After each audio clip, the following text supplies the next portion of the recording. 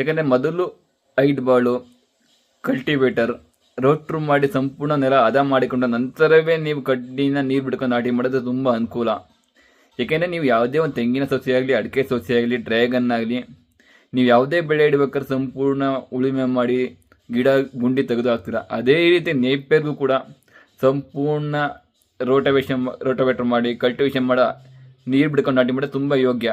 ನಮ್ಮ ರೈತರು ತಪ್ಪೇ ಮಾಡ್ತಾವ್ರಂದರೆ ಇದು ಕಲ್ಟಿವೇಷನ್ ಮಾಡಿ ಒಂದು ವಾರ 15 ದಿನ ಆಗಿರುತ್ತೆ, ಬಿರುಸು ಮಳೆ ಬಂದಿರುತ್ತೆ, ಅದು ತಂಡ ಡೈರೆಕ್ಟ್ ಚುಚ್ಚೋದು ಏನಾಗುತ್ತೆ, ಉಸಿರಾಟ ಕ್ರಿಯೆ ಆಗೋದಿಲ್ಲ, ಭೂಮಿಲಿ ಫುಲ್ಲು ಬ್ಲಾಕ್ ಆಗಿರುತ್ತೆ, ಮಣ್ಣು ಫುಲ್ಲು ಕೂತ್ಕೊಂಡಿರುತ್ತೆ. ಅಂಥ ಟೈಮಲ್ಲಿ ನೀವು ಶೆಲ್ಕೆ ಮುಖಾಂತರ ಅಥವಾ ಒಂದು ಕಡ್ಡಿಯ ಮುಖಾಂತರ ನೆಲ ಸ್ಮೂತ್ ಮಾಡಿ ಇದು ಮಾಡಿದ್ರೆ ನಾಟಿ ಮಾಡೋದು ತುಂಬ ಅನುಕೂಲ. ಸೊ ಯಾವಾಗಲೇ ಆಗಲಿ ನಮ್ಮ ರೈತರು ನಾಟಿ ಮಾಡ್ಬೇಕಾದ್ರೆ ಸಂಪೂರ್ಣ ಹದ ಮಾಡಿಕೊಂಡು ಉಳುಮೆ ಮಾಡಿದ ನಂತರವೇ ನಾಟಿ ಮಾಡಿ ದಯವಿಟ್ಟು ಸ್ನೇಹಿತರೆ.